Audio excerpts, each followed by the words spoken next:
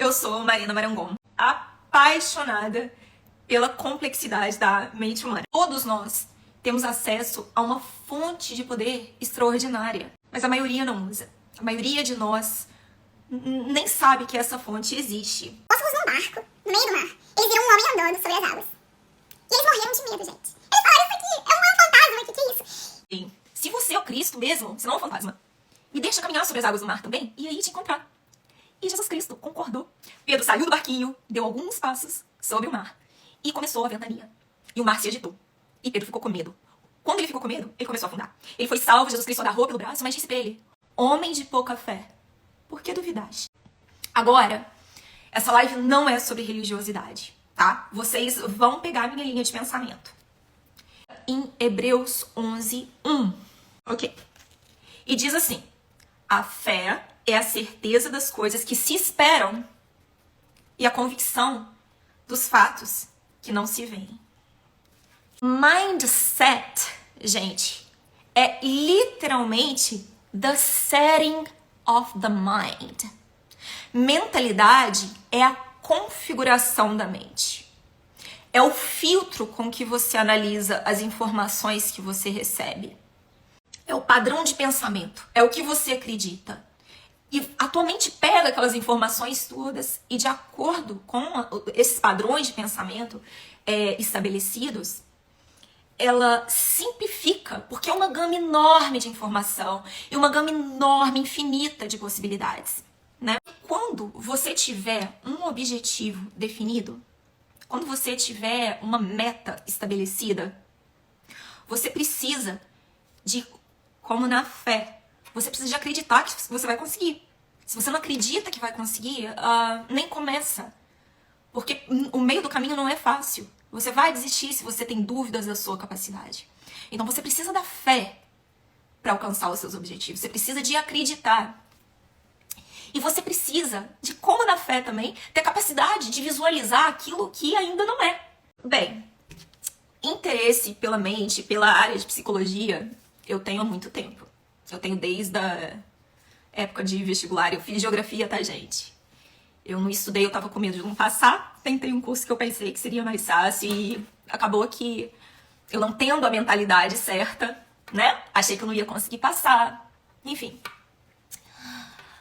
Mas o meu interesse em biohacking, que é você hackear a fisiologia do seu corpo para te servir, para te ajudar de maneira favorável, isso despertou em mim por meio de experiências pessoais, que vão ficar para um outro dia. Essas experiências, um dia ainda vou contar a minha história para vocês, mas não vai ser hoje na primeira live. Mas o que eu percebi quando virou essa chave para mim, porque eu já tinha quase meus 40 anos, eu tinha 39 anos, quando virou essa chave do poder da mente para mim, eu percebi que coisas inesperadas acontecem. Pessoas que você nunca imaginou cruzam o seu caminho. As adversidades já não têm tanta força sobre você, porque você enxerga aquela adversidade como uma etapa necessária para o seu desenvolvimento. E você procura na adversidade qual a oportunidade que ela está trazendo para você. Porque às vezes quando tudo dá errado, aliás, geralmente é quando tudo dá errado, quando você está lá no fundo do poço, você não tem nada a perder, que dá essa virada de que você tem que achar um jeito diferente de viver. Você se torna imparável quando você desenvolve essa crença, quando você descobre o poder que você tem nas mãos. Vocês devem estar se perguntando se a convicção, se acreditar faz com que seja possível alcançar aquilo que você julga impossível. Se por meio da mentalidade você pode alcançar todas as coisas, então por que raios que você quase afogou na piscina? Se você tinha certeza que ia conseguir atravessar. Vocês sabem por que não deu certo? Porque naquela época eu não sabia como o poder da mente funciona. Olha, Pedro queria encontrar Jesus, queria caminhar sobre as águas, algo que ele não podia fazer por si mesmo. Ele pediu o Salvador deu autorização de usar aquele poder. Ele caminhou quando ele estava com aquele mindset de fé, quando ele estava acreditando. Só que o mindset dele mudou para um mindset de medo. E foi aí que ele começou a afogar. Agora, o meu caso foi diferente do caso de Pedro. Eu queria, né, atravessar a piscina. Eu sabia que eu não tinha um poder. Eu, como Pedro, acreditava que Jesus tinha um poder. O que eu fiz? Fiz minha oraçãozinha, esperei resposta de Cristo, não. Fui na água. Pulei. Não Preciso dizer, assim, eu quase me afoguei ali, né? Naquele dia eu fiquei de castigo, levei umas palmadas. Porque na minha época a gente levava umas palmadas, tá bom? E minha mãe e minha avó, eu lembro que elas me fizeram tomar, assim, copos e copos de leite puro de vaca. Eu detesto, sempre detestei, pra me desintoxicar do meio litro lá de cloro que eu tinha bebido. Só que eu não considerei uma coisa. Eu tinha um objetivo, que era atravessar a piscina andando sobre a água. Eu tinha uma solução, só que a solução não dependia de mim.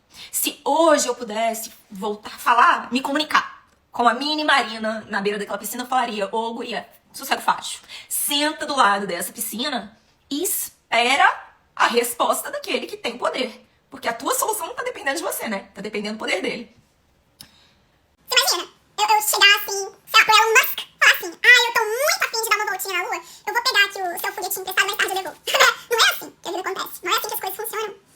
Ou eu falaria: ou então, Marina, se esse poder, se você não receber resposta, você tem que achar uma outra solução pro seu problema. Se eu tivesse essa mentalidade naquela época, quem sabe hoje eu seria, assim, reconhecida por ter sido a pessoa que patenteou o stand-up paddle. Estaria rica agora. Então uma esteira mecânica, flutuante. Agora eu vou aprofundar um pouco mais nos estudos. Parte dos meus estudos é de neurociências. Parte é de psicologia. Agora eu também dedico uma parte a estudar a vida, dissecar a vida de pessoas que eu considero que realizaram coisas extraordinárias. E nesse processo de estudo, eu já identifiquei alguns fatores comuns, denominadores comuns entre essas pessoas. Eu identifiquei 5 elementos. Se vocês estão com papel e caneta, eu sugiro que anotem também. Então, os 5 elementos que eu identifiquei no padrão de pensamento dessas pessoas, como Thomas Edison e muitas outras que eu estudei, que tinham um objetivo e conseguiram alcançar depois de um período com dificuldades, com adversidades. Não é acreditar e pum, cai do céu, né? O primeiro objetivo, anotem, gente, é ter um objetivo bem definido. Se você não sabe exatamente para onde você está indo, qualquer direção, tanto faz, né? Então, tem que ser específico o seu objetivo. Você tem que saber exatamente o que você quer, a ponto de você conseguir, né? Saber a direção exata que você tem aí que se colocar diante da vida. O segundo passo que eu percebi em todas essas mentes brilhantes é um propósito justo. Agora, gente, propósito e objetivo não são a mesma coisa. O propósito é sempre maior do que a gente. É uma coisa muito grande. É um ato de serviço. É algo que queima dentro de você, porque você sabe que aquilo vai servir outras pessoas. Eu vou dar um exemplo para vocês. No meu caso, o meu objetivo é ser uma referência na área de biohacking e reprogramação emocional. Eu quero desenvolver métodos, pesquisas que realmente sejam, assim, mensuráveis e eficazes, porque eu quero poder checar essas transformações de fato acontecendo nas pessoas. E também meu objetivo é ganhar muito dinheiro fazendo isso.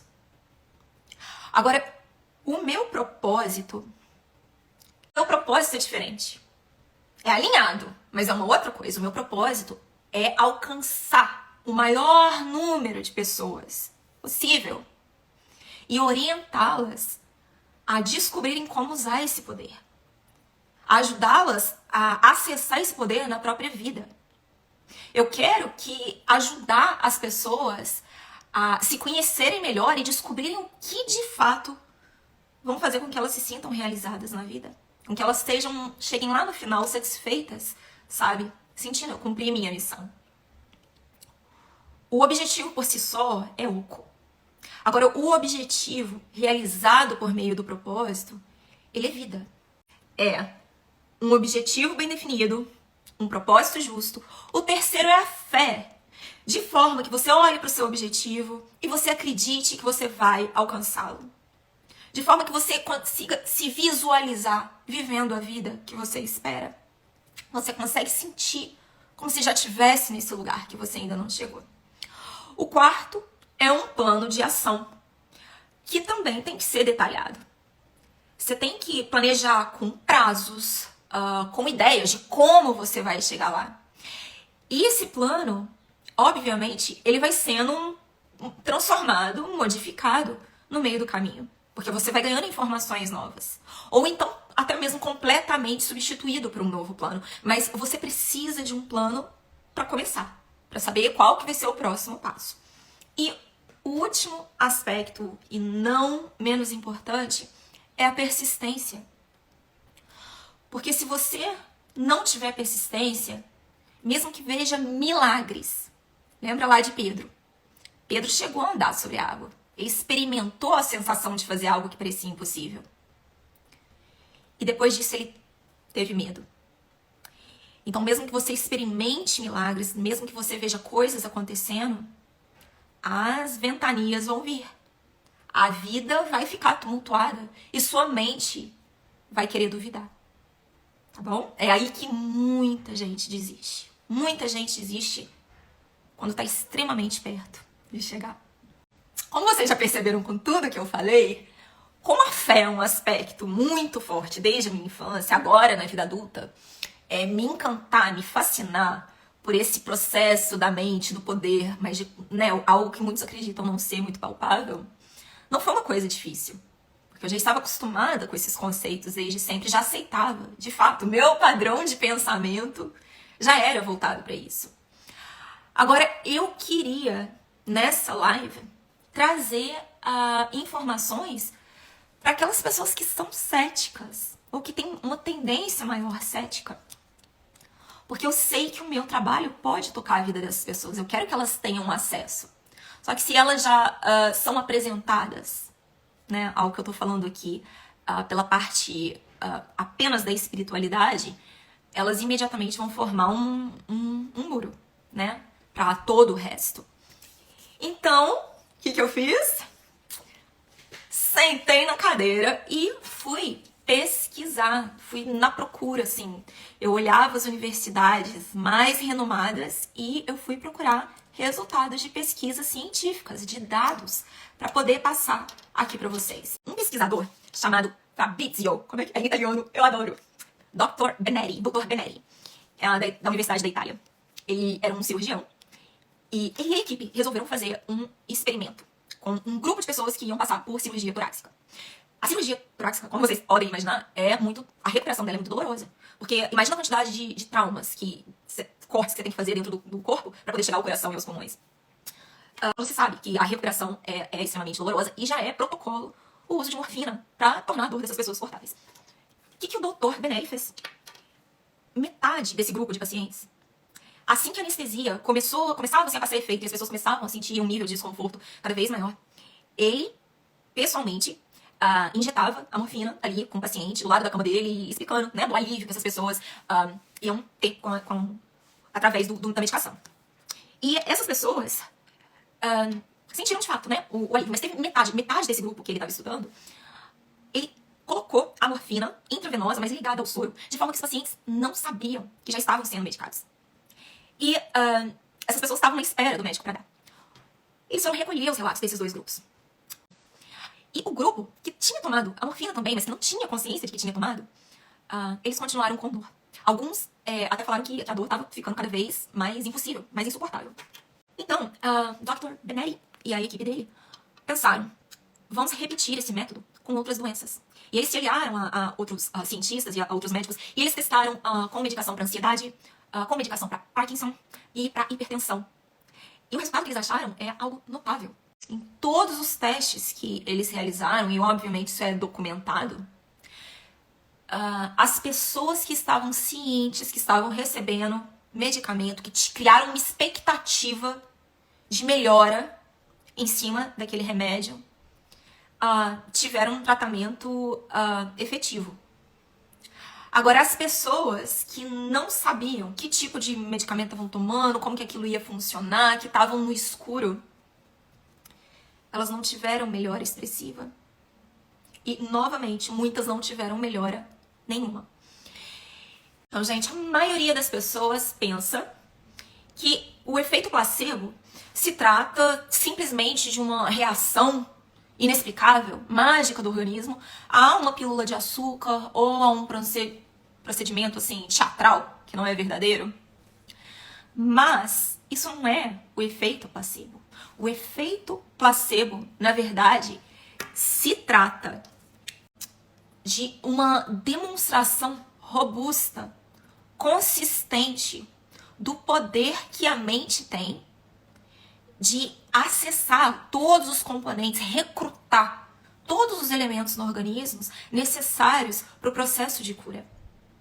Essa habilidade da mente de simplificar as informações do mundo, isso é inerente à condição humana. A gente faz julgamento de tudo o tempo inteiro, né?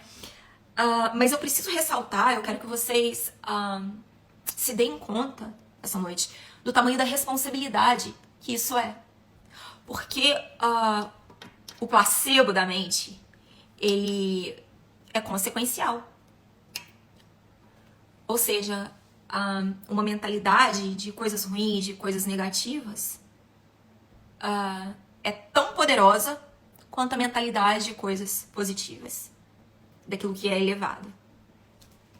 Então, tenha muito cuidado com isso, porque da forma que a nossa mente é configurada, se reflete na nossa qualidade de vida e na nossa saúde, comprovadamente. Uma pesquisadora da Harvard, o nome é chamada Dr.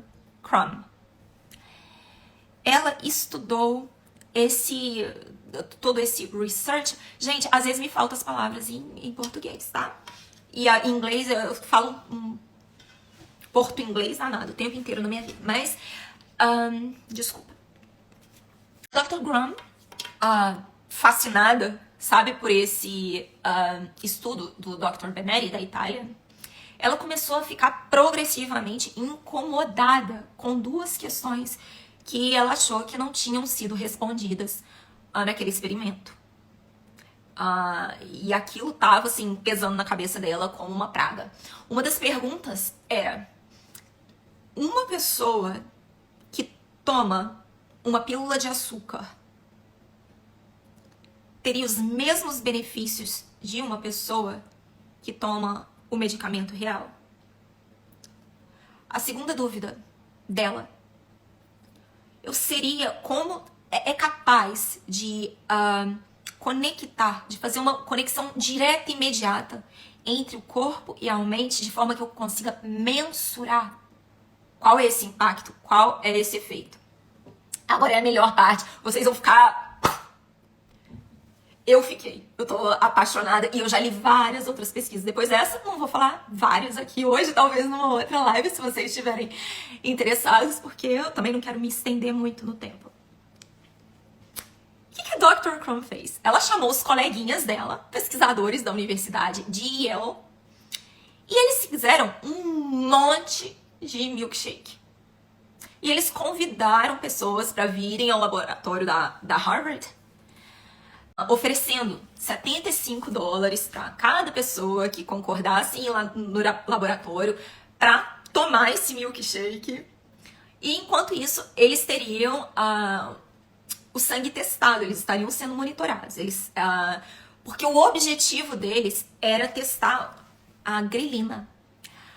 A grelina ela é um peptídeo que é produzido no estômago. Ela é conhecida como o hormônio da fome. O que acontece? Quando você fica muitas horas sem comer, o seu nível de grelina aumenta no cérebro, sinalizando para ele que é hora de procurar comida. O cérebro, por sua vez, desacelera o metabolismo para economizar energia caso esse alimento não venha, caso não seja encontrado. Daí, quando você come uma pizza inteira, a sua grelina, o nível da grelina abaixa, sinalizando para o cérebro saciedade, que é hora de parar de comer. E o que o cérebro faz? Ele acelera o metabolismo para queimar aquelas calorias todas que, né, você acabou de consumir. O corpo humano é muito fantástico, né? Então eles queriam medir esse nível de grelina nesses participantes, enquanto eles tomavam os milkshakes. Foram divididos em 2 grupos. O primeiro grupo recebeu o Sensei Shake. Esse era o nome do shake que eles deram. Que era 0 gordura, 140 calorias, 0 açúcar. Assim, você podia comer sem culpa. E o resultado do teste desse grupo foi que a grelina, ela abaixou um pouco, sinalizando para o cérebro que tinha ali entrado alguma comida, mas que também nem tanto. O segundo grupo recebeu o shake que esses pesquisadores chamarem de shake da indulgência. É aquele shake, assim, que deixa qualquer mulher com TPM feliz, sabe? Tinha 50 gramas de açúcar, 20 gramas de gordura, 620 calorias. E o resultado foi, naturalmente, que a grelina, o hormônio da fome, nesses participantes, abaixou consideravelmente. Na verdade, abaixou 3 vezes mais do que o do primeiro grupo. O que seria compreensível se não tivesse uma pegada. Na verdade, os 2 grupos tomaram o mesmo shake, com a mesma composição, com o mesmo valor calórico. A única diferença foi a explicação que eles receberam a respeito desse shake, as informações que eles receberam do que eles estavam consumindo, a apresentação. Né? O que isso significa? É mais uma comprovação, como lá no caso, sabe, do placebo com medicamento, do poder que a mentalidade tem de se causar efeitos na nossa fisiologia, no nosso organismo. Então, não se resume a entrada e saída de calorias e nutrientes.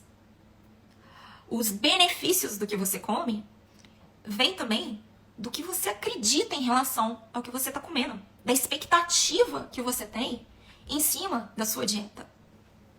E isso pra mim é, assim, fantástico. Fantástico. Parênteses. Não me entendam mal, angels. Não me entendam mal. Eu não tô aqui dizendo, não tô tentando convencê-los de que a medicina não funciona. Ou de que o que você come é indiferente. Ou de que fatores externos também são indiferentes, porque isso não é verdade. Todas essas coisas influenciam. O que eu quero trazer para vocês é que seria inteligente, diante, à luz desses fatos, inclusive científicos que eu apresentei aqui para vocês, vocês reconsiderarem a forma que vocês pensam. Qual é o tipo de programação que você tem no seu padrão de pensamento? E como que você pode manipular, transformar esse padrão para te trazer mais benefício, para te impulsionar a alcançar os resultados que você quer. Mais uma vez, para deixar claro, né? A mente, o efeito da mente na fisiologia de tudo ao nosso redor, inclusive nós mesmos. A mente tem a capacidade de alterar essa fisiologia e isso é comprovado por diversas universidades. Enquanto eu tô aqui conversando com vocês, tem mentes assim brilhantes, espalhadas pelo mundo, se dedicando a esse estudo. Marina, quer dizer que o poder da mente é infinito, ilimitado, é isso que você tá dizendo? Eu não sei. Provavelmente não. Mas não é essa a questão. O que importa mesmo é onde você acredita que esses limites estão. Porque é isso que vai determinar onde você vai chegar na vida. O que eu penso sobre isso não importa. E é isso que eu quero. Eu quero que vocês consigam acessar esse poder na vida de vocês, que vocês têm acessível. Tá bom? Fixar os olhos no fato que, através da sua mentalidade, você pode, sim, virar o jogo da sua vida em todos os aspectos. Muito obrigada. Beijo gigante para os meus angels. Muito em breve teremos